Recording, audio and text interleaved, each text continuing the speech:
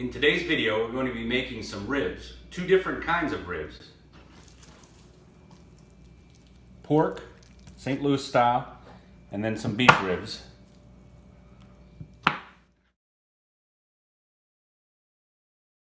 But this video is not actually about making the ribs.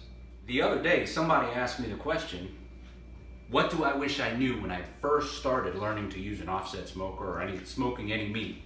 Probably the most important lesson that I learned was thin and blue.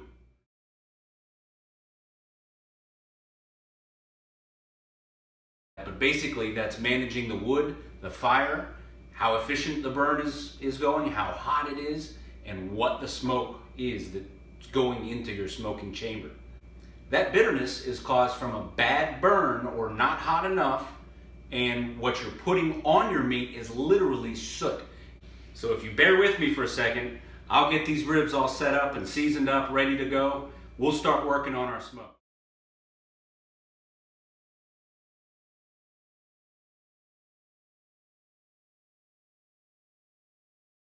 Now that we've got the ribs seasoned, let's go ahead and kick the tires and light the fires and talk more about thin and blue. I use just a standard briquette to get my coals going, light them in a chimney over the side burner, and then put them into I use an offset, and I've done some mods to this grill, and one of my other videos you can see those mods. And I also use some homemade white oak lump charcoal. Again, that's another video. Channel. Oh, that still smells so good. So, white oak lump charcoal made in the 55-gallon drum there. All of that to get the smoke going.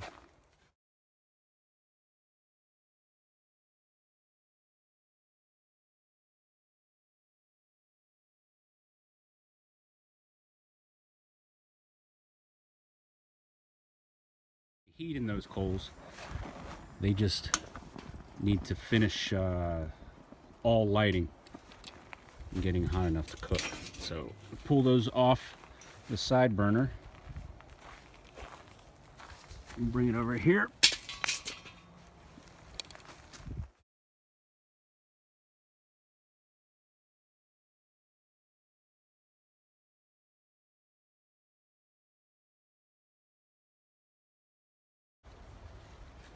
Those coals have now burned down to where the heat is spread evenly throughout. Smoke is achieved thin blue. Everyone knows this part of it. This is where you want your coals to achieve before you start to cook on them, right? Keep that in mind throughout the rest of the cook. Now it's time to go ahead and get the grill going. I will pour my coals into the grill, and where I told you I make my own white oak lump charcoal, you can see another video how that's done. I'm going to throw that in now as well. So some of that bitterness that comes along with the wood and the coal is cooked out during the charcoal making process, and you've got a hotter, tastier burn in these coals. Now that all those new coals are in there, you're going to see that this wood is going to, as it lights and as it gets up to an efficient burn, we'll start to smoke with that bitter, not good tasting smoke. So you've got to let those coals breathe a bit, manage the oxygen going into your firebox till you get that thin blue smoke. So right now that white smoke, because those coals are just now getting going, that's the bitter smoke that you do not want settling in on your meat. That you can smell it. It does not have that good smoke smell, nor does it have that flavor. Just like before, I'm going to allow a lot of oxygen to get into this until these coals are going well themselves. Look at that. That white oak lump getting going down in there. That's good stuff.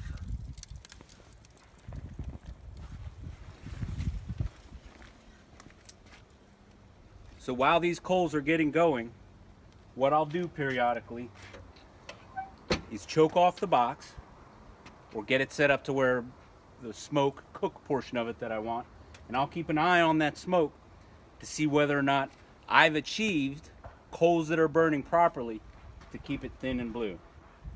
So right now I'm watching to see if that's going to turn. So we'll sit back and watch and see what happens to that. It doesn't take much bad smoke in order to taste it in the meat. So this is proper management. Keep that smoke thin and blue. Well, there it is. I think we've got it. It's got that good smell.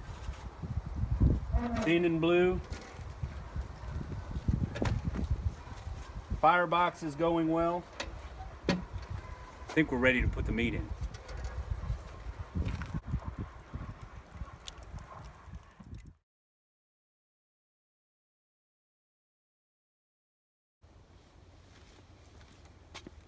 The temperature on the grill is dropping off some, so now's the tricky part. It's time to add some more coals into the fire.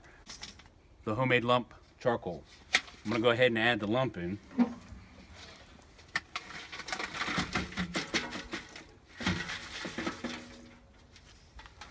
I'm gonna go ahead and throw some briquettes in too, because they have a tendency to smoke a lot.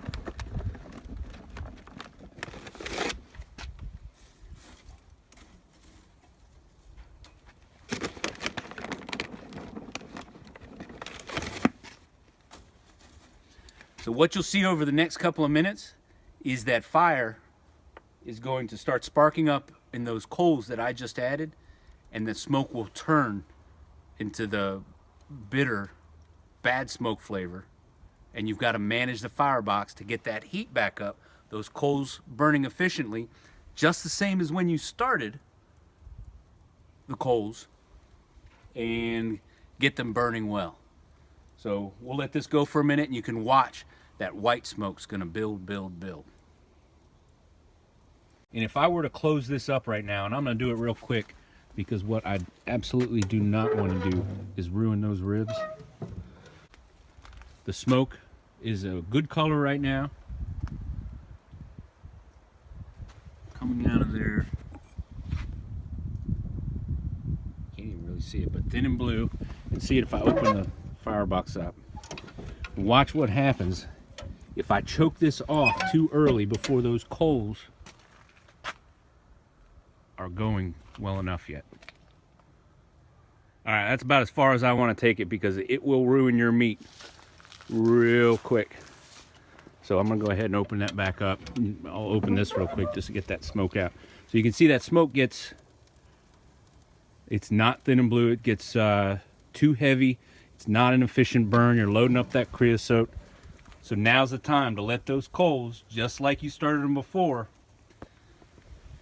and you can still cook while doing this. That heat will transfer up, but you let those coals get going, or whatever you're putting in there. If you take the time to get those coals going well, then you can close that firebox up. So that firebox is stoked back up. But I'll tell you what, I am going to stay here and watch. And if I don't like the look of that smoke, I'll open it back up to let those coals get hot and going again.